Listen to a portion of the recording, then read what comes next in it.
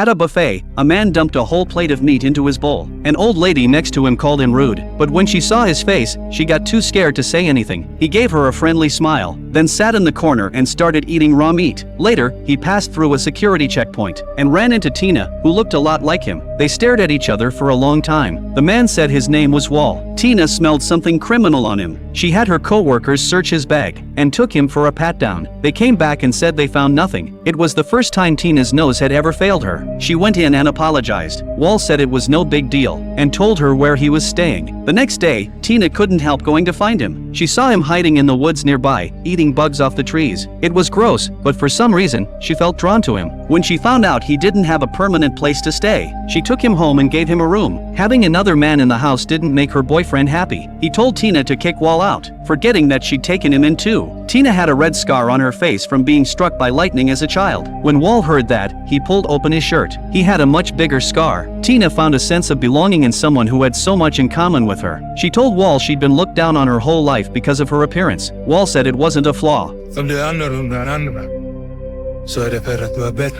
Wall's arrival made Tina less lonely. They were both afraid of thunder. On stormy days, they'd huddle together under the table, shaking. When the sun came out, they'd wander through the woods and go wild in the lake. It felt like this free life was what Tina was always meant for. One day, Wall told her the truth. They weren't human. They were trolls. A troll's appearance was the opposite of their real gender. He asked if she had a round scar at the base of her spine. That's where her tail used to be. Someone had cut it off. Tina couldn't believe it. Wall was right about everything, but she had a human father. If Wall was telling the truth, that meant her whole life had been a lie. Tina went to see her father at the nursing home and asked about her real past. Her father suddenly got upset.